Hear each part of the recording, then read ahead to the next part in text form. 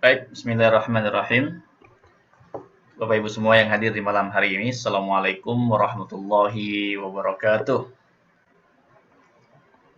Waalaikumsalam warahmatullahi wabarakatuh. Waalaikumsalam warahmatullahi wabarakatuh. Alhamdulillahirrahmanirrahim. Alhamdulillahilladzi arsala rasulahu bil huda wa dinil haq liyuzhirahu 'ala ad-dini kullihi wa kafa billahi shahida. Asyhadu an la ilaha illallah wahdahu la syarikalah wa asyhadu anna Muhammadan 'abduhu wa rasuluhu la nabiyya ba'dah. Amma ba'du. Qala Allah Ta'ala fi kitabil karim lan tanalul birra hatta tunfiqu mimma tuhibbun wa ma tunfiqu min syai'in fa innallaha bihi alim. Wa qala sallallahu alaihi wasallam idza mata al-insan yanqata'a 'amaluhu illa min thalathin shadaqatin jariyah aw 'ilmin yuntafa'u bih aw waladin shalihin yad'u lahu. Amma ba'du. Alhamdulillah, mari bersama-sama kita awali dengan rasa syukur pada Allah Subhanahu wa taala. Di kesempatan malam hari ini kita alhamdulillah ya ada kesempatan untuk menghadiri kajian perwakafan ya, kajian rutin kita tentang perwakafan. Dan alhamdulillah di malam hari ini ya biasanya kita rutin adakan setiap Selasa malam Rabu ya, tapi karena kondisi hari Selasa kemarin cukup padat ya, jadi kita agendakan di hari ini, hari Rabu. Saudara-saudara pada baginda Rasulullah Sallallahu Alaihi Wasallam, Rasul Agung yang sama-sama kita rindukan bertemu dengan beliau dan mendapatkan syafaat dari beliau. Mudah-mudahan kita termasuk salah satu dari umat Rasulullah Sallallahu Alaihi Wasallam yang dirindukan oleh Rasulullah, dan kita juga termasuk umat yang akan mendapatkan syafaat dari Rasulullah Sallallahu Alaihi Wasallam.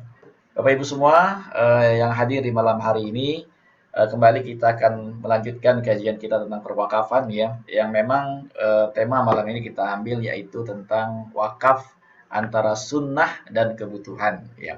Nah, kenapa kita ambil tema tentang sunnah gitu ya? Jadi memang wakaf ini ya suatu hal yang dianggap masih tidak ada kewajiban gitu ya. Jadi seperti halnya ibadah-ibadah yang lain yang boleh dilakukan, boleh enggak gitu ya. Boleh dilakukan, boleh enggak. Nah, jadi tema wakaf adalah sunnah, itu perlu kita kaji bersama, sehingga jangan sampai kita ketika memahami wakaf ini adalah hanya sebatas sunnah, sehingga fadilah, keutamaan ya, dan kenapa kita harus mempersiapkan wakaf ini tidak bisa kita ambil gitu ya. Karena memang fadilah dari wakaf ini luar biasa gitu ya. Kenapa kita harus punya wakaf? Kenapa kita perlu mempersiapkan wakaf? Nah, karena ada anggapan-anggapan bahwa banyak sekali tentunya ya ketika kita memberikan edukasi atau berbicara tentang wakaf, kemudian mengajak teman-teman ataupun siapa yang kita kenal untuk ikuti tentang Zoom wakaf, ya maka sebagian besar ya menganggap bahwa ini kan suatu hal yang tidak perlu saya lakukan sekarang gitu ya. Ini suatu hal yang boleh saya tunda, satu hal yang ya tidak mesti saya lakukan, tidak wajib ya, satu hal yang sunnah yang boleh dilakukan, boleh enggak. Nah, inilah yang malam hari ini coba kita kaji kembali ya, coba kita bahas bersama-sama. Mudah-mudahan anggapan bahwa wakaf itu hanya sekadar sunnah boleh kita sama-sama luruskan di malam hari ini insyaallah ya. Baik, kita akan share materinya.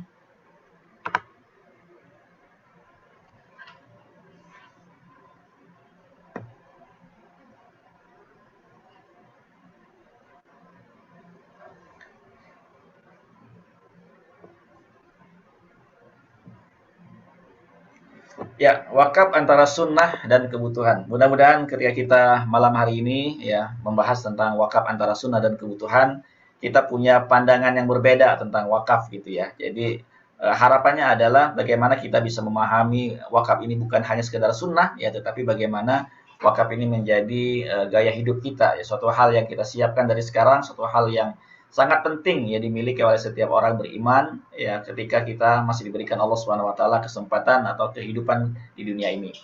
Baik, kenapa kita hari ini ngobrolin wakaf ya? Kenapa kita hari ini ngobrolin wakaf ya? Bahkan kenapa kita setiap minggu ngobrolin wakaf ya? Apa pentingnya kita membahas wakaf hari ini bukan nanti-nanti ya? Nah ini ya. Jadi memang ini suatu hal yang memang realita ya, realita yang harus kita hadapi bersama, yang harus kita apa namanya, memang di tengah masyarakat kita gitu ya, ketika kita bicara tentang wakaf, ya sebagian besar mereka mengatakan bahwa wakaf itu kan sunnah, ya wakaf itu kan sunnah, ya sunnah artinya nggak wajib, ya. Jadi kalau belum ada kemampuan untuk berwakaf, ya tentu kan Allah tidak membebani hambanya di luar kemampuannya, gitu ya. Jadi ini anggapan umum ya, paling banyak sekali responder lah gitu ya. Jadi kalau orang-orang yang kita sempat survei ya bicara tentang wakaf, ya apa itu wakaf? Ya soal amalan sunnah yang ya boleh dilakukan, boleh tidak dilakukan seperti itu. Nah, bagaimana sahabat-sahabat Rasulullah Shallallahu Alaihi Wasallam ya? Apakah mereka memandang wakaf itu sunnah atau enggak? Nah, ini yang penting, yang perlu kita juga bahas hari ini. Kenapa? Pada dalam sebuah riwayat juga gitu ya bahwa ya hampir seluruh sahabat Rasulullah yang punya kemampuan mereka melakukan yang namanya amal wakaf ini. Mereka punya wakaf ya dan mereka mengikuti Rasulullah SAW. Bahkan dalam ibadah-ibadah sunnah yang lainnya ya mereka tidak pernah bertanya kepada Rasulullah, ya Rasulullah ini sunnah atau enggak, ini wajib atau enggak gitu ya. Jadi ketika mereka melihat Rasulullah melakukan satu amalan tersebut ya maka mereka ingin mencontoh ya, ingin mengamalkan sebuah amalan tersebut yang dilakukan oleh Rasulullah Shallallahu Alaihi Wasallam. Ya. Tetapi sekarang bergeser gitu ya. Jadi kalau sesuatu itu adalah suatu hal yang dianggap sunnah, ya yang tidak wajib, maka ya itu bisa dinomor sekiankan untuk dilakukan. Baik, yang kedua, ya, yang kedua adalah ketika kita bicara tentang wakaf, gitu ya. Ya, ini ada anggapan juga bahwa wakaf itu untuk orang-orang yang sudah usia lanjut, gitu ya. Apakah benar seperti itu, gitu ya? Nah, ini juga bahaya sebenarnya ya. Kenapa? Ya, satu sisi memang ungkapan ini ada benarnya gitu ya. Ada benarnya artinya ketika kita memang sudah usia 40, 50, 60 tentu ya kesadaran untuk mempersiapkan bekal terbaik ketika usia sudah di atas 40 ya. Karena Al-Qur'an sini menggambarkan kan wa idza falamma balagha arba'ina sanah apabila usia setelah sampai 40 tahun ya. Qala rabbi auzi'ni an ashkura ni'mataka allati ya sudah hadir sudah apa namanya timbul semangat beribadah gitu ya, semangat untuk mempersiapkan kematian, semangat untuk mempersiapkan bekal terbaik itu hadir ya setelah usia 40, 50 ya, karena sudah mendekati kematian seperti itu. Nah, jadi yang kedua ini adalah anggapannya bahwa ketika kita ajak bicara tentang wakaf ya, sebagian juga mengatakan bahwa kalau saya kan masih muda nih. Jadi wakaf itu cocok kalau diajak bicara adalah orang-orang yang sudah usia lanjut ya, usia sudah 40-an ke atas ya. Mereka itu butuh amalan apa namanya? Amal ibadah ya yang akan menjadi amal mereka ya menemani mereka nanti di alam kubur. Kalau saya masih muda nanti aja gitu ya. Baik ya. Yang berikutnya juga ini dari fakta yang kita temui ya banyak sekali kita ketemu dari masyarakat kita gitu ya. Ketika kita tanya tentang wakaf, sudah berwakaf belum? Ya apa itu wakaf? Pengen nggak sih punya wakaf ya? Perlu nggak nyiapin wakaf sekarang gitu ya? Apa sebagian mereka menjawab gitu ya? Kalau wakaf saya belum kepikiran sekarang gitu ya. Untuk berwakaf sekarang masih jauh. Kenapa? Ya kenapa? Alasannya kenapa gitu ya? Ya karena bagi mereka gitu ya, ya ada hal yang lebih penting daripada wakaf ya. Ada impian-impian yang perlu diraih ya. Ada target-target pencapaian yang perlu dicapai ya. Ada kebutuhan-kebutuhan lain yang wajib untuk dipenuhi gitu ya. Seperti ketika kita tanya ya rumah belum punya gitu ya. Kemudian apa namanya pekerjaan belum stabil, kemudian juga masih pengen ini, pengen itu gitu ya. Dan kalau khusus buat wakaf dananya belum ada sekarang. Maka bicara wakaf kayaknya jangan sekarang dulu deh ya.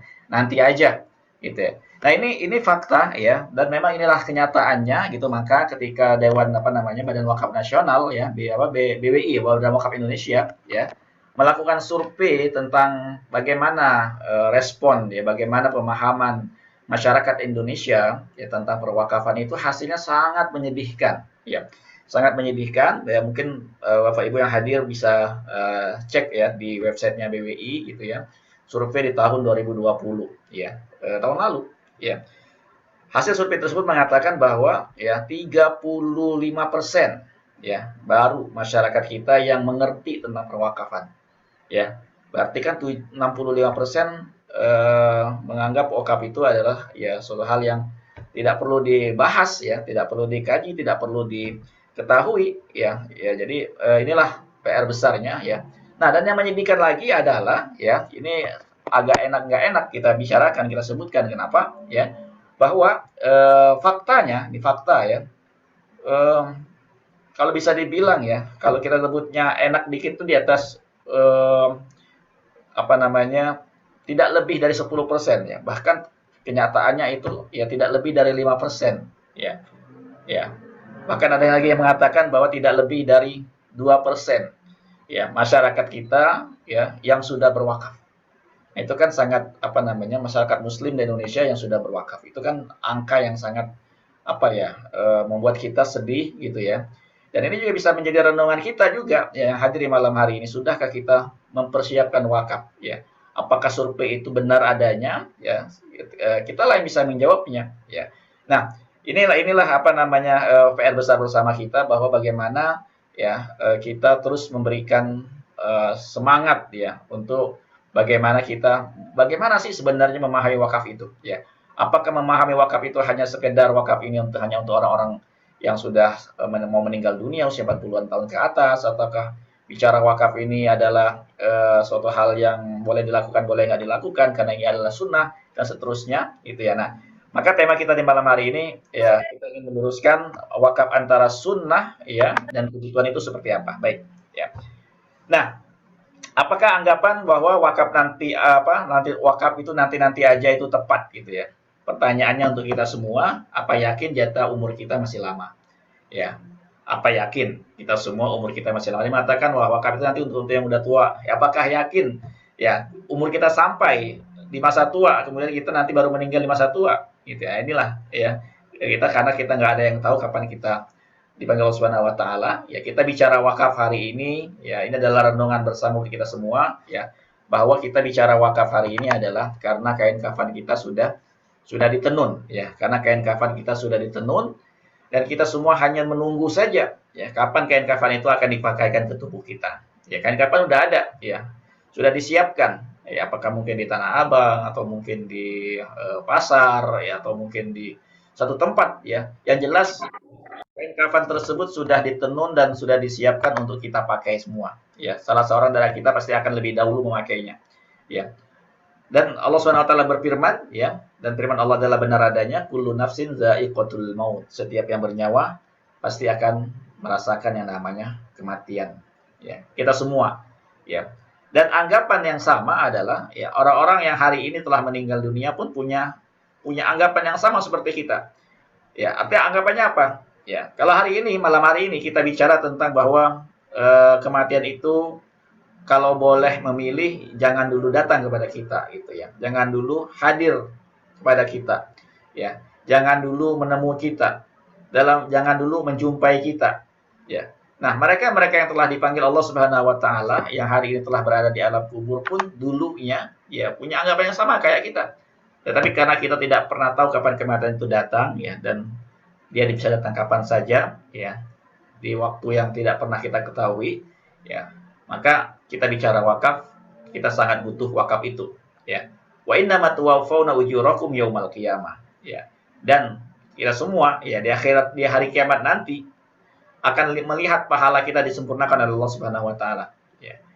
Faman zuhziha 'anil nar, barang siapa yang dijauhkan Allah Subhanahu wa taala dari neraka, wa udkhilal jannah, dan dimasukkan dalam surga, faqad faz. Nah, ini tujuan kita ya. Bagaimana kita mendapatkan kemuliaan Allah, mendapatkan keberuntungan Allah Subhanahu wa taala ya, dan dimasukkan ke surga oleh Allah Subhanahu wa taala. Wa mal hayatud dunya illa mata'ul ghurur. Tidaklah hidup dunia ini kecuali hanya kesenangan yang memperdaya. Quran surat Al-Imran ayat 185. Ya, kenapa setiap orang ya penting mempunyai amal jariah berupa wakaf? Ya, kenapa setiap orang, pertanyaannya? Kenapa setiap kita? Kenapa setiap pribadi kita, ya, setiap kita, ya, penting punya amal jariah berupa wakaf? Ya, jawabannya adalah karena kita semua, ya, sedang mendekati ke alam kubur, ya, setiap detik yang berlalu, ya, di hari-hari kita, setiap hari itu ada 70 kali malaikat maut memandangi wajah kita, ya, menunggu perintah Allah Subhanahu wa taala, ya. Kalau sudah ada perintah Allah Subhanahu wa taala, ya, nyawa kita akan dicabut, kemudian kita akan meninggal dunia, maka pada saat itulah ya, tidak ada yang bisa menemani kita di alam kubur, di ruangan sempit ya, yang hanya seperti itu saja, seperti di gambar ini ya. Maka pada saat itulah ya, kita baru akan merasakan bahwa kita sangat butuh amal soleh, ya, sangat butuh amal kebaikan. Ya, itu apa? Sholat kita, ya, ibadah-ibadah yang pernah kita lakukan, ya. Tentunya amal yang bisa menolong kita di alam kubur. Nah, kalau kita sudah melihat kondisi seperti ini, gitu ya, artinya kita semua pun pasti, ya, dalam kondisi yang sama, ya, akan terbaring, terkujur di alam kubur, ya, akan berada di alam kubur, ya, dengan kain kafan yang hanya itu yang menemani kita, ya. Maka pada saat ini, ya, apakah wajar ya kita mengatakan wakaf itu nanti aja, ya. Wakaf itu sunnah, ya. Wakaf itu enggak wajib, ya. Masih banyak kebutuhan lain, masih banyak target-target lain, masih banyak impian-impian lain, ya. Padahal, ya, kita tahu, ya, keinginan terbesar, ya, kerinduan yang sangat diinginkan oleh orang-orang yang hari ini telah berada dalam kubur apa? Ya, fayaqul, ya. Mereka mengungkapkan, mereka mengatakan dengan penuh penyesalan, ya, Rabbi laula akhartani, ya Allah, ya Tuhanku, ya, sekiranya engkau menunda kematianku, ya, memberikan kesempatan kepadaku sebentar lagi, akhartani, mengakhirkan kepadaku, ya, ila ajalin qarib, sesaat lagi, ya, apa yang diinginkan? Fa as-saddaqa, ya, ini jawabannya, ya, fa as-saddaqa itu kan tadi aku langsung bersedekah, ya, sedekah, ya, wa aku minas sholihin, dan aku termasuk orang soleh. Nah, sedekah ini apa? Ya, sedekah di sini adalah sedekah, ya, sedekah biasa pun ya tentu mendapatkan keutamaan dari Allah Subhanahu wa taala. Ya, apalagi bisa melakukan sedekah jariyah. Ya, sedekah jariyah itu adalah amal yang sedekah yang terus mengalir pahalanya. Ya, amal ibadah yang terus mengalir pahalanya adalah wakaf. Ya, artinya apa? Artinya keinginan terbesar orang yang telah meninggal dunia itu kalau diberikan kesempatan kembali ke dunia, maka tentu pasti ya, pasti mereka tidak akan pernah mengatakan bahwa wakaf itu sunnah, ya. Wakaf itu nanti aja, ya. Anak saya masih banyak kebutuhan, ya, kebutuhan saya masih banyak ini itu, ya. Impian saya masih butuh apa namanya yang lain-lain sebagainya. Nanti ajalah wakaf, ya, kalau ada uangnya. Nah, tentu mereka tidak akan mengatakan seperti itu, gitu ya. Jadi poin yang ingin saya sampaikan di malam hari ini adalah ya, untuk bagaimana kita ya memandang wakaf itu bukan dengan pola pandang ini perlu nggak kita lakukan gitu ya, tapi ini adalah sebuah kebutuhan. Kenapa dianggap sebuah kebutuhan? Ya, ya karena inilah yang sangat diinginkan, yang sangat dirindukan, yang sangat ingin dilakukan, ya diamalkan ya oleh orang-orang yang hari ini telah berada di alam kubur. Ya, yang hari ini mereka telah di bawah tanah, ya di liang lahat. Ya, apa yang bisa menolong mereka? Ya, ya inilah ya, berupa sedekah jariyah, berupa wakaf inilah yang bisa menolong kita semua ya, orang-orang yang telah berada di alam kuburnya, ya. Maka Utsman ya, Utsman radhiyallahu an, ya sahabat Rasulullah yang paling dermawan, ya paling kaya, paling banyak sedekahnya, paling banyak infaknya, ya, dan juga punya wakaf sumur di Madinah, ya. Suatu hari ya pernah menangis ketika melewati kuburan, ya. Yang mana pada waktu itu salah seorang sahabat bernama Hani yang dulunya adalah budaknya Utsman, kemudian dibebaskan oleh Utsman, ya bertanya kepada Utsman, "Wahai Utsman, ya, engkau diceritakan surga dan neraka, engkau tidak menangis, tetapi kenapa ketika engkau melihat kuburan, ya melewati kuburan, engkau menangis sampai jenggotmu basah?" Ya. Lalu Utsman mengatakan, ya, sesungguhnya aku mendengar Rasulullah SAW bersabda. Nah, ini sabda Rasulullah SAW ya yang didengar oleh Utsman, ya. Ketika melewati kuburan, apa kata Rasulullah? Innal qabra awwalu manazilil akhirah. Sesungguhnya kuburan itu adalah tempat tinggal pertama, ya. Manazil, manzil, tempat tinggal, ya. Diterjemahkan tempat persinggahan pertama, ya. Dari tempat tinggal kita nanti di akhirat. Nah, apa lanjutannya? Fa inna jaminhu. Ya, barang siapa yang selamat di alam kuburnya. Nah, ini pertanyaannya adalah, ya, ungkapan ini adalah ungkapan yang disampaikan Rasulullah, tentu bukan hanya untuk Utsman, ya. Ungkapan ini tentu bukan hanya untuk Utsman, tapi ungkapan ini adalah untuk kita, ya. Untuk kita umatnya. Fa inna jaminu. Barang siapa yang selamat di alam kuburnya. Pertanyaannya adalah apa yang bisa membuat kita selamat di alam kubur? Ya. Apa yang bisa membuat kita selamat di alam kubur? Kalau bekal kita nggak ada, ya. fama ba'dahu aisaru minhu. Maka barang siapa yang diberikan kemudahan di alam kuburnya, selama di alam kuburnya, ya maka proses setelahnya akan lebih mudah baginya. Nah, berikutnya adalah wa illam yanju minhu. Barang siapa yang enggak selamat di alam kuburnya, ya fama ba'dahu asyaddu minhu. Maka proses setelahnya akan lebih berat baginya. Nah, inilah penentu sebenarnya, gitu ya. Karena kita sangat butuh satu amalan yang bisa memberatkan timbangan kita di alam kubur, membantu kita di alam kubur, menerangi kita di alam kubur. Itu amalan apa? Yaitu tentu adalah amalan sedekah. Ya, amalan sedekah itu luar biasa. Ya, inilah yang akan menerangi di alam kubur, akan menambah berat timbangan di alam kubur, ya, akan menyelamatkan di alam kubur. Pertanyaannya adalah kalau kita menunda dan kematian datang kepada kita, ya, menunda masih ada harapan, masih ada menganggap usia masih panjang, ya masih nantilah kalau kebutuhan lain sudah selesai, nggak akan pernah selesai. Ya, karena kebutuhan apapun di dunia ini nggak akan pernah selesai. Ya, nggak akan pernah selesai. Ada kebutuhan baru lagi, ya, ada impian baru lagi, ada cita-cita baru lagi, ada target baru lagi, ya. Karena itulah kehidupan, itulah dunia, gitu ya. Belum lagi syaitan akan menggoda, ya, untuk tidak melakukan ibadah, ya, untuk tidak bersedekah, untuk tidak berwakaf, ya. Maka berjuang, ya, untuk bagaimana memaksa diri menyiapkan wakaf ini adalah sebuah perjuangan, gitu ya. Kenapa? Ya, itulah yang memotivasinya. Apa yang mendorong kita untuk apa? Melakukan wakaf, ya. Yang bisa mendorong kita adalah kesadaran tentunya, ya. Kesadaran kita bahwa bekal kita sangat kurang, ya. Kita sangat butuh sebuah amalan yang bisa memberatkan timbangan amal kita.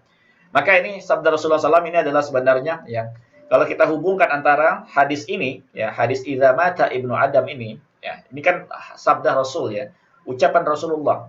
Ketika Rasulullah mengatakan hadis ini, tentu, ya, hadis ini tidak muncul begitu saja, ya. Rasulullah SAW sangat tahu kita umatnya, ya.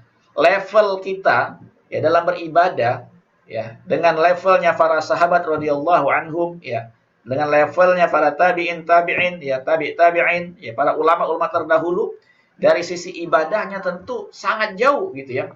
Kalau mereka bisa menghatamkan Al-Quran, ada yang bisa 1 hari, ada yang bisa 3 hari, ada yang bisa 10 hari, ya, hatam Al-Quran, ada yang bisa sebulan hatam Al-Quran, ya, bahkan ada di bulan Ramadan ada yang bisa Imam Syafi'i, ya, malam hatam, pagi hatam, gitu ya. Ibadah mereka tahajudnya setiap malam, ya, sampai, ya, dari Isya sampai subuh dan seterusnya, ya. Ibadah kita tentu jauh, ya, tentu sangat jauh dari bagaimana beribadahnya Rasulullah dan para sahabat dan orang-orang soleh pada zaman dahulu, ya, para ulama-ulama kita.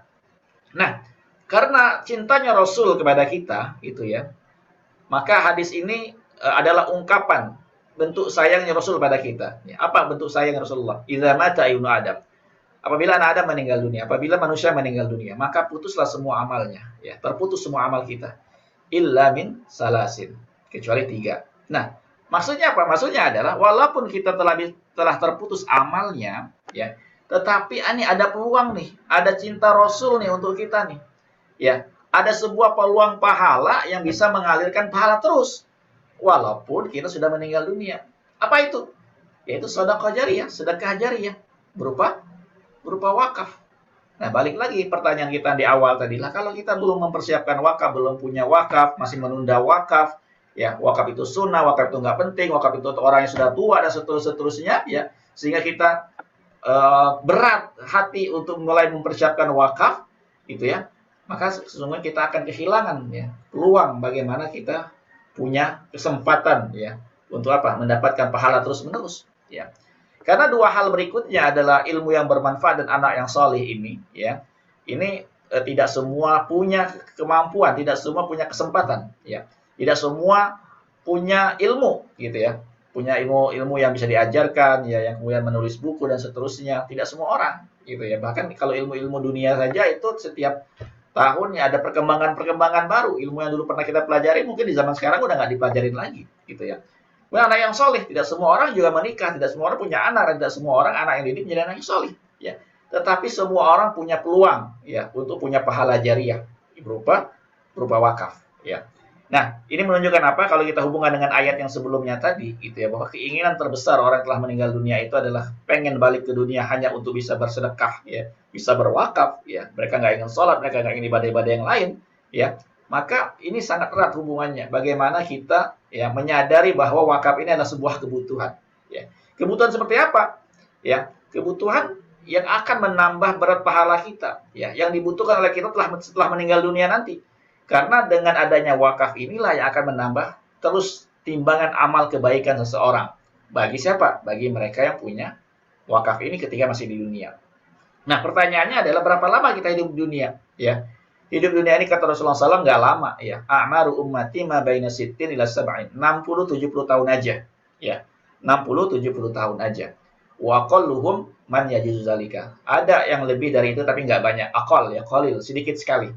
Artinya apa? Artinya apa yang pernah kita kumpulin ya. Dalam slide ini ada gambar-gambar gitu ya. Ada mobil ya, ada sertifikat, ada follower, nggak ada yang bermanfaat. Demi Allah nggak ada yang bermanfaat ya.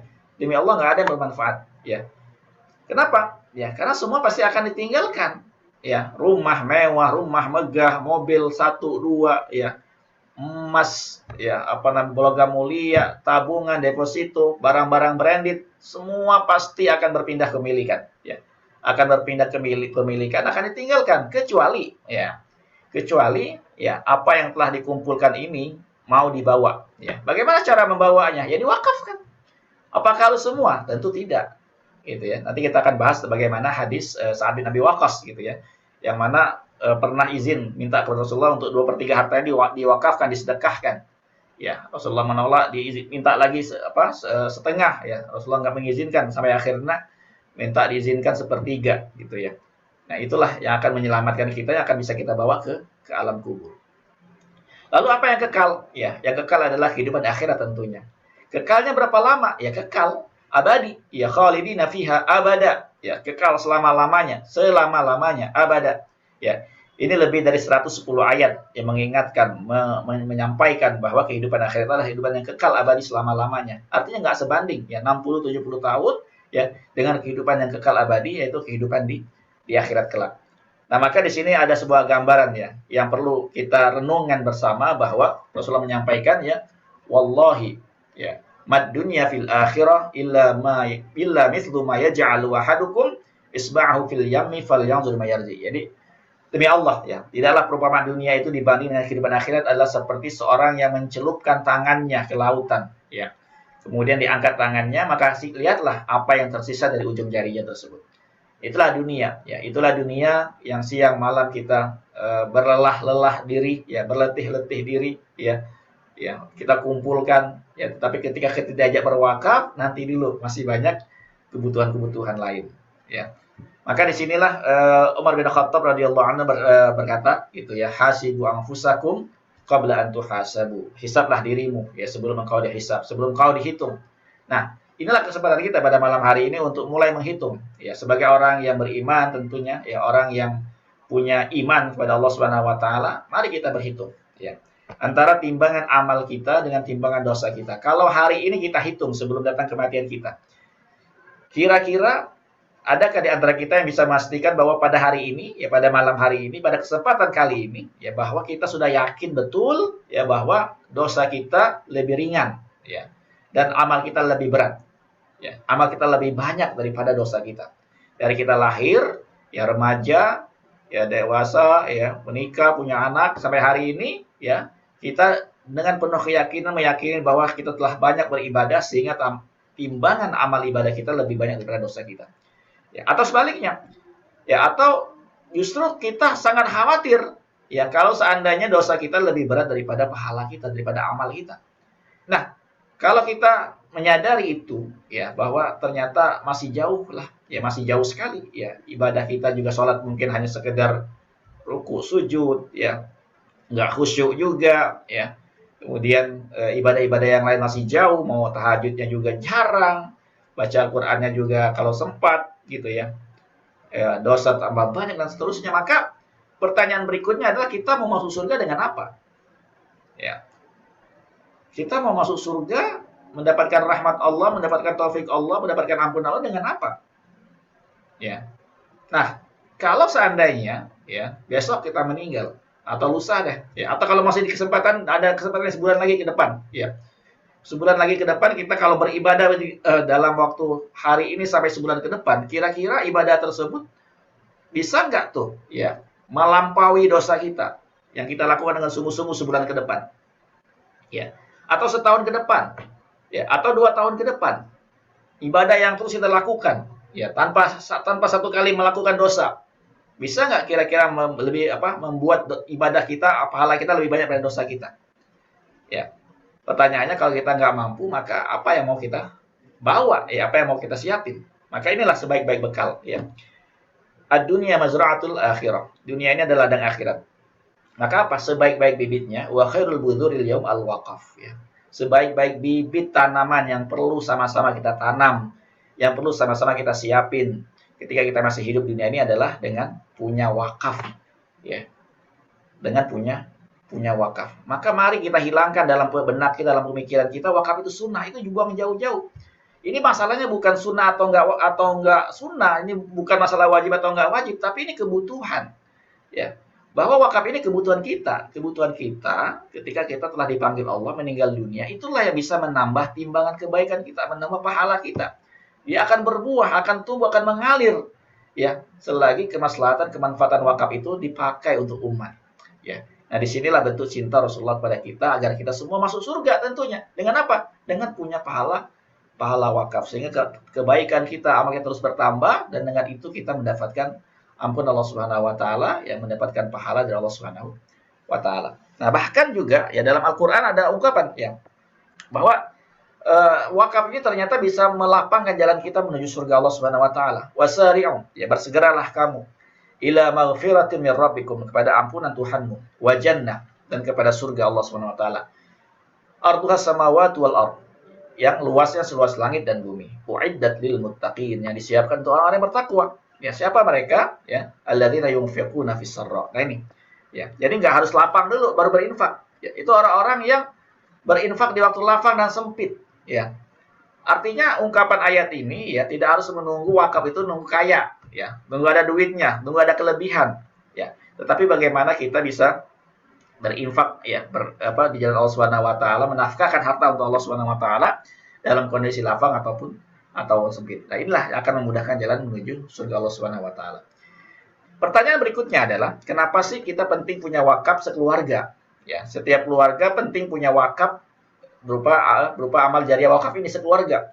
Ya, karena ya kalau kita bisa berwakaf sekeluarga, ya, artinya kita niatin pahala wakafnya buat orang tua, ya buat kakek, ya buat nenek, ya buat saudara-saudara kita, saudara kandung, anak-anak, ya diniatin nih.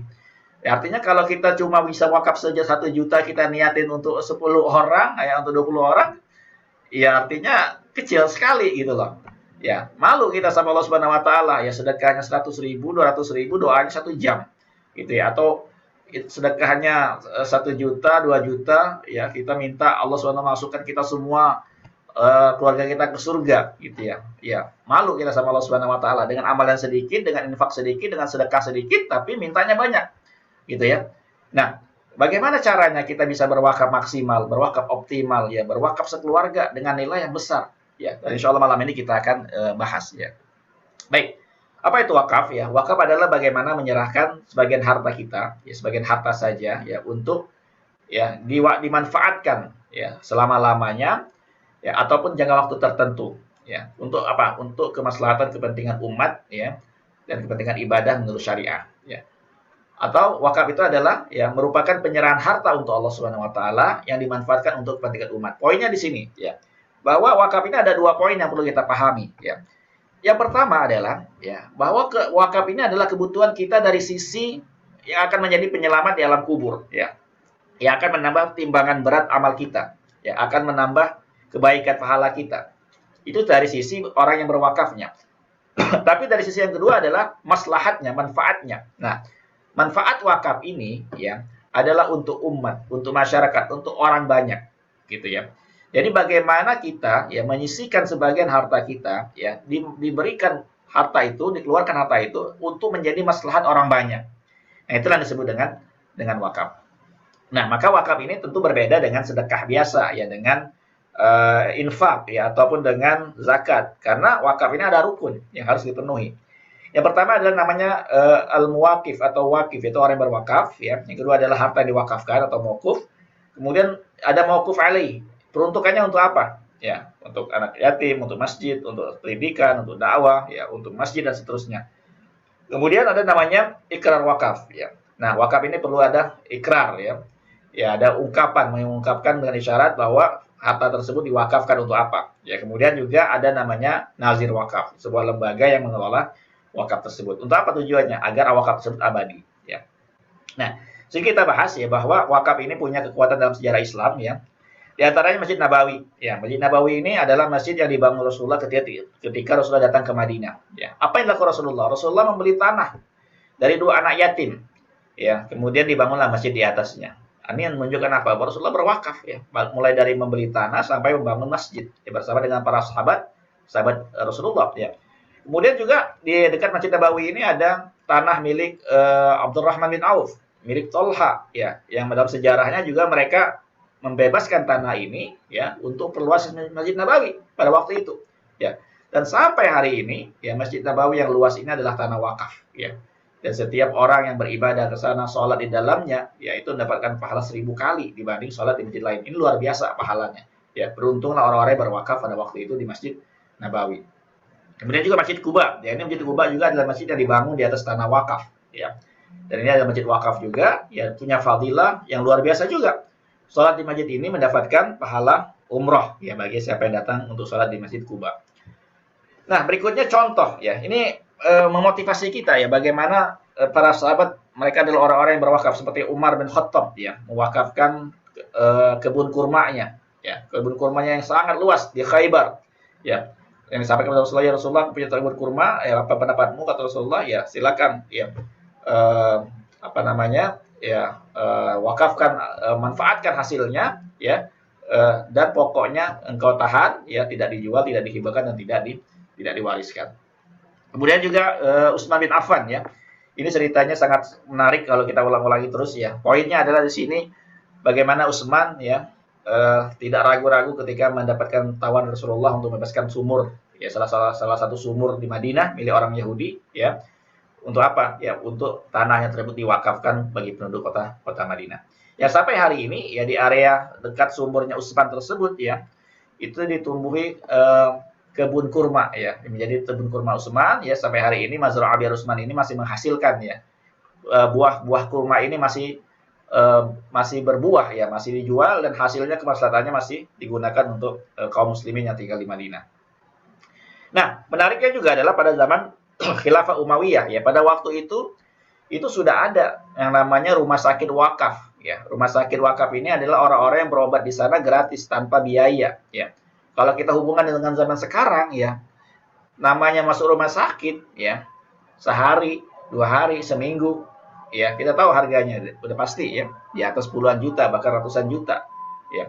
Nah, kalau saat ini ada beberapa lembaga wakaf yang mendirikan rumah sakit ya, rumah sakit yang gratis ya, alhamdulillah patut kita syukuri ya. Bahkan kalau wakaf ini bisa dikelola dengan baik ya, dan banyak umat muslim ini yang mau berwakaf ya, dibangun rumah sakit, dibangun klinik gratis buat dari wakaf tersebut, maka tentu kemaslahatannya untuk umat ini akan terasa luar biasa sekali gitu ya. Ya seperti halnya Al-Azhar ya. Ini kan udah 1081 tahun ya. Udah 1000 tahun lebih artinya. Dan orang-orang yang kuliah di sini, belajar agama di sini ya, gratis. Kok bisa? Ya, makan gratis, kuliah gratis, kesehatan gratis, dari mana? Ya dari pengelolaan wakaf tersebut. Nah, artinya kalau wakaf ini bisa ya dipahami ya, bahwa bagaimana menjadi gaya hidup gitu ya, masyarakatnya berwakaf kemudian dikelola dengan baik, tentu maslahatnya, manfaatnya akan banyak sekali dirasakan oleh umat ya. Nah, begitu juga ini wakaf Raja Abdul Aziz ya, yang kita kenal juga adalah wakaf tanah ya, yang dibangun di atasnya adalah Tower Zamzam atau Abrajul Bait, yang mana hasil dari keuntungan hotel bintang 5 ini ya, untuk membiayai Masjidil Haram ya, orang-orang yang bekerja di sana ya, dan lain sebagainya dari keuntungan wakaf ini. Begitu juga wakaf Syekh Buga ya, Syekh Abdurrahman Al-Habsyi asal Aceh ini ya, sampai hari ini wakafnya sudah totalnya lebih dari 5,2 triliun ya, 200 juta real, yang mana setiap orang yang berangkat haji asal Aceh dapat uang sekitar 4 juta ya. Dalam wasiat wakafnya beliau sampaikan bahwa hasil dari keuntungan tanah wakafnya tersebut yang nanti akan dikelola gitu ya, disewa hotel di atasnya dan seterusnya, ya kemaslahatannya diperuntukkan salah satunya adalah untuk orang asal Aceh. Ya itu kan luar biasa sekali, ya. Nah, di Indonesia ternyata juga ya seperti Istora Senayan dan MPR DPR ya Monas ini kan adalah wakaf ya. Adalah wakaf ya. Wakaf dari Teguh Barkam ya, wakaf dari pendiri Darun Najah ya dan juga kalau apa namanya Pak Hartono ya, kalau dengan MPR itu adalah wakaf dari Pak Hartono yang punya tanah sekitar 5.000 meter persegi ya. Ini luar biasa. Artinya Indonesia pun dibangun ya dengan wakaf ya. Nah, bagaimana ya kalau seandainya wakaf ini bisa ya setiap orang menyadari ya mau berwakaf ya kemudian dengan sukarela berwakaf, tentu kalau dikelola wakafnya dengan baik ya maslahatnya akan lebih banyak untuk umat ya. Pertanyaan untuk kita pada malam hari ini adalah pengen nggak sih ya, pertanyaannya ya pengen nggak atau mau nggak kita kalau mendapatkan kemuliaan Allah Subhanahu Wa Taala ya dan mendapatkan apa namanya ampunan Allah Subhanahu Wa Taala yang melalui Rasulullah para sahabat dengan berwakaf ya. Tentu pertanyaan ini nggak perlu dijawab ya, karena semua kita pasti pengen lah gitu ya kalau ditanya seperti itu. Nah pertanyaan kedua adalah ya, kalau hari ini di rekening kita, di tabungan kita, di deposito kita ada dana nih, ada uang nih ya.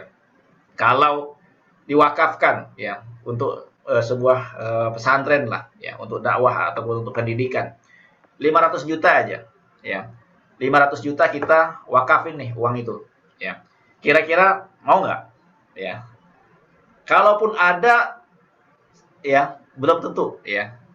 Karena ketika saya ngobrol juga dengan beberapa orang, ya dalam testimoni beberapa orang juga, dia bilang kalaupun ada uangnya 1 miliar pun 500 juta kayaknya berat, ya, untuk diwakafin, gitu ya. Apalagi kalau uangnya nggak ada, gitu ya. Nah, tapi pengen nggak? Ya pengen, gitu ya. Nah, kalaupun uangnya belum ada nih, seandainya kita pengen banget ya punya nilai wakaf yang besar, bisa bangun masjid nih dengan 500 juta ya. Masjid yang kita bangun sendiri untuk keluarga kita dengan niat orang tua kita ya. Pahalanya ya untuk keluarga kita niat bangun masjid 500 juta ya. Artinya kan kita harus tabung dulu. Ya, kita harus tabung ya sampai terkumpul lah 500 juta baru kita bisa wakafin. Nah, ada dua cara nih ya, ada dua pilihan buat kita. Yang pertama adalah ya, kalau kita bisa anggaplah ya menyisihkan 1 juta per bulan ya, 1 juta per bulan tentu tidak berat lah ya. 1 juta per bulan itu kan hanya 35.000 lah per hari ya. Kita kadang keluar makan aja di mana itu nggak hitung-hitungan gitu ya. Tapi kalau diajak satu apa untuk kebaikan, untuk akhirat, untuk masjid, untuk wakaf itu kadang jadi berat hitungannya gitu ya. Bahkan untuk keperluan dunia, untuk keperluan yang lain beda, mengeluarkannya itu ringan karena berpikir itu akan ada lagi, akan dapat lagi gitu ya, akan bisa dicari lagi. Tetapi kalau untuk akhirat kadang kala berat nih ya. Seperti itu rata-rata orang pada umumnya. Anggaplah mampu 1 juta sebulan. 1 juta, 1 juta, 1 juta. Itu kan butuh waktu berapa lama? Butuh waktu 500 bulan tentunya ya. Kalau 1 juta dikali 500 bulan kan 500 juta ya. 500 bulan dikali 1 juta 500 juta. Itu artinya berapa lama? Artinya 41 tahun. Ya. Nah, kalau hari ini umur kita udah 40, udah 50, ya. Itu kan artinya kita baru bisa berwakaf 500 juta itu di usia 80-an, di usia 90 tahun. Gitu ya. Apa yakin ada kesempatan usia sampai di usia 80, usia 90? Nah, maka kalau kita nggak yakin gitu ya, ada cara yang kedua ya, yaitu program namanya Refro Syariah Alisya. Ya, di bulan pertama kita ikut program yang 1 juta ya, dan kita langsung bisa melakukan yang namanya ikrar wakaf ya. Melakukan namanya janji wakaf untuk apa? Memilih nazirnya, lembaga wakaf mana yang akan mengelola wakaf kita. Ada pilihannya ya, ada Al-Azhar, ada Duafa, Rumah Wakaf, Inisiatif Wakaf ya. Wakaf Mandiri, Wakaf Ikadi ya, Wakaf Kampung Mafirah dan Wakaf Yakesma. Ini pilihannya. Nah, maka ya kita tinggal ikut aja program ini ya di bulan kedua, bulan ketiga, bulan keempat. Ternyata baru berjalan 4 bulan ya. Baru berjalan 4 bulan ternyata umur kita nggak panjang. Nah, maka ya, walaupun umur kita nggak panjang ya, maka nilai wakaf 500 juta tadi bisa langsung dikelola ya, diserahkan kepada nazir wakaf tersebut. Ya, nazir wakaf ini. Nah, dikelola untuk apa? Ya. Nah, kalau Al-Azhar tadi ya memang atau Duafa itu berumah sakit gitu ya. Nah, ini contoh saya ke Kampung Mafiro gitu ya. Kampung Mafiro di sini contoh adalah untuk pendidikan dan dakwah gitu ya. Karena mahasiswa-mahasiswa kuliah di sini adalah gratis gitu ya. Mereka kuliah S1 ya dibiayain dari sedekah, infak dan wakaf ya. Nah, eh, apa namanya, mereka menghafal Al-Quran, mereka belajar agama, ya dan suatu hari nanti mereka akan mengajarkan ilmunya untuk umat, artinya pahalanya akan terus mengalir gitu ya, dan akan apa namanya mengajarkan kembali ilmunya ya, dan itu pahalanya terus abadi ya. Nah, juga ada sekolah milbosnya, yaitu untuk anak-anak yang apa namanya MTS-nya gitu ya, diajar oleh guru-gurunya tersebut ya. Nah, ini rencananya Ustadz Hatta ya, tahun 2030 insya Allah akan berdiri Universitas Pendidikan Islam Mafiro. Kemudian juga ini untuk SMP SMA-nya ya, dan insya Allah, nah ini tadi ya, tahun 2040 akan mendirikan Mafiro di seluruh Indonesia gitu ya. Ini program jangka panjang tentunya gitu ya, dan ini akan membutuhkan tentu dana wakaf yang juga sangat besar sekali tentunya ya. Nah, maka dengan program wakaf ini ada Ibu Sari ya, sudah mewakafkan nilainya, Ibu Mira ya, Ibu Mira ya, juga cukup besar ya, 250 juta kalau nggak salah ya, Ibu Sari juga ya sekitar 250 juta ya, banyak ya. Ada yang 400 juta, ada yang 1 miliar ya, ada yang 500 juta ya, menyerahkan wakafnya kepada Ustadz Hatta. Ada Ibu Ratna 1 miliar ya, macam-macam ya, banyak sekali jamaah-jamaah alumni-alumni Mafiro ya yang telah menyerahkan wakafnya ke Kampung Mafiro. Ini juga Pak Deki ya, besar juga nilai wakafnya ya. Ini juga Ibu Yuli Puspita ya, anaknya di Mafiro ya, berwakaf juga, nilainya besar. Ini juga Pak Irfan ya, 1 miliar nilai wakafnya yang menyerahkan ke Kampung Mafiro. Nah, apa keistimewaan program wakaf kuantum ini? Nah, ini boleh pertanyaan buat kita ya. Apa keistimewaan program wakaf kuantum ini? Ya, yang pertama adalah dengan program ini kita sudah paling tidak ya sudah punya wakaf ya sejak dini ya, tanpa harus nunggu uangnya kumpul dulu ya. Jadi dengan adanya ikrar wakaf wasiat tadi ya, nilai wakaf yang kita ikrarkan tersebut sudah membuat kita insya Allah tenang. Kenapa? Ya artinya kalaupun kapanpun Allah panggil kita meninggal dunia, kita nggak tahu usia kita sampai kapan ya, nilai wakaf itu nanti akan menjadi ya pahala jariah kita yang nanti akan dikelola oleh nazir wakaf yang kita tunjuk ya. Yang kedua, ya untuk berwakaf 1 miliar kan nggak harus ada uang 1 miliar sekarang ya, bisa kita dengan cara mencicil gitu ya, dengan ada iuran tabarruknya, dengan programnya ya. Jadi untuk berwakaf 500 juta, 1 miliar seperti mereka-mereka tersebut, ya kita cukup 1 juta sebulan, cukup 2 juta sebulan, tergantung besarnya nilai wakaf yang mau kita siapin gitu ya. Jadi ringan ya, tapi wakafnya besar, nilai wakafnya optimal. Yang ketiga adalah kita telah dengan program ini telah saling tolong-menolong sesama peserta. Ya dengan apa? Dengan menghimpun dana tabaruk yang tadi kita himpun bersama gitu ya, dan kita bisa membantu orang lain. Yang kedua, ya, karena nilai wakafnya besar, ya, nilai wakafnya tersebut 1 miliar, maka ini wajar kalau kita niatin pahala wakafnya untuk orang tua kita, untuk mertua kita, untuk anak-anak kita, gitu ya, untuk keluarga yang lain. Gitu ya. Karena kenapa? Karena nilai wakafnya besar, ratusan juta, bahkan miliaran. Gitu ya. Kita nggak malu sama Allah, ya, menyebutkan nama-nama orang-orang yang mau kita niatkan pahalanya. Ya, karena kenapa? Karena nilai wakaf kita bisa di atas 200 juta, 300 juta sebulan. Apa nilai totalnya ya. Yang keempat, nilai produk ini ya atau wakaf kuantum ini kita telah bekerja sama dengan nazir-nazir yang tadi gitu ya, artinya amanah insya Allah. Kenapa ya, program wakaf mereka ya bisa kita lihat gitu ya, dan mereka lembaga wakaf yang sah, yang resmi, yang kita kenal gitu ya. Nanti untuk program pesantren, untuk masjid, untuk sumur ya, untuk rumah sakit dan lain sebagainya. Nah, yang kelima, program wakaf ini juga ada nilai warisnya, gitu ya, bentuk cinta dan tanggung jawab. Karena selain ada nilai wakafnya juga, nilai wakaf ini juga menyiapkan warisan, ya, otomatis, gitu ya, ada warisan yang disiapkan melalui program ini. Nah, ini contoh, gitu ya. Jadi kalau usia 38 tahun, ya, ini contoh masih muda lah, ya, dia ikut program yang 1 juta sebulan, ya, manakala nanti meninggal dunia, maka di situ ada nilai 1 miliar. Nah, nilai 1 miliar inilah yang nanti menjadi wakaf ya sebesar 450 juta ya, dan sebagai warisannya ada nilai sebesar 555 juta. Kenapa harus pakai seperti itu? Ya karena fatwanya seperti itu ya. Wakafnya dari nilai tersebut 45% gitu ya, dan sisanya menjadi haknya anak-anak atau keluarganya, itu sebagai warisan. Ini sesuai dengan fatwa Dewan Syariah Nasional ya, fatwa nomor 16 tahun 2016. Nah, pertanyaannya buat kita adalah berapa nih wakaf yang pantas? Ya, wakaf kita yang pantas untuk Allah Subhanahu wa taala. Maka caranya inilah panduannya gitu ya. Jadi kalau tadi bicaranya yang pertama adalah wakaf ini sunat, sekarang kita balik, berapa wakaf yang pantas? Ya, yang pantas kita berikan untuk Allah Subhanahu wa taala gitu ya. Nah, dari hadis Sa'ad bin Abi Waqqas ya, di sini menarik kita coba bahas sedikit malam hari ini yaitu suatu ketika ya Rasulullah datang nih mengunjungi Sa'ad bin Abi Waqqas yang sedang sakit di Haji Wada ya. Kemudian Sa'ad mengatakan, "Ya Rasulullah, engkau telah melihat kondisiku hari ini ya sangat sakit sekali ya. Apa namanya? Ishtaddabi ya, sungguh sangat sakit ya. Wa ana malin ya, dan aku punya banyak harta. Ya, wala yarithuni illa ibnatun li. Enggak ada yang mewarisi hartaku kecuali aku hanya punya satu anak perempuan saja. Ya, afa atasaddaqu bi thulutsai mali? Apakah boleh aku mensedekahkan 2/3 hartaku? Ya. Kata Rasulullah, enggak boleh. Qultu asyatru, aku mengatakan setengah ya Rasulullah. Enggak boleh. La ya.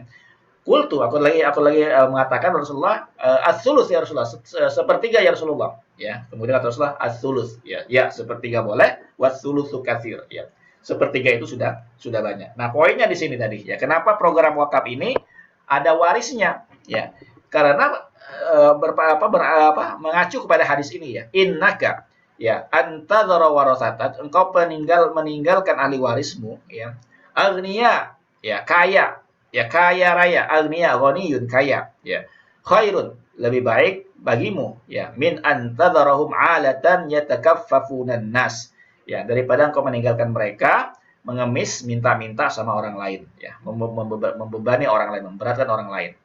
Nah, ini menunjukkan apa? Ya, ya menunjukkan bahwa dengan harta yang dimiliki itu, ya, seorang Sa'ad bin Abi Waqqas yang dijamin Allah masuk surga, ya mendapatkan kemuliaan surga Allah Subhanahu wa taala, itu menafkahkan hartanya, ya mensedekahkan hartanya, ya itu sepertiga, ya sepertiga hartanya, ya. Dan ditekankan Rasulullah di sini, ya walaupun itu kata-katanya adalah untuk Sa'ad bin Abi Waqqas, tapi itu adalah untuk kita sebagai umatnya. Innaka, sungguh engkau, ya sungguh kalian semua wahai umatku yang meninggalkan ahli waris berkecukupan itu lebih baik daripada mereka menjadi beban orang lain, meminta-minta pada orang lain. Artinya di sini ya kita penting juga menyiapkan warisan gitu ya. Jangan menganggap bahwa ya mereka ada punya rezekinya. Ya tapi tanggung jawab kita dari mana gitu. Tanggung jawab kita ada di mana? Nah, inilah ya bagaimana ya ketika meninggal dunia wakafnya sudah siap ya, warisan juga sudah ada ya.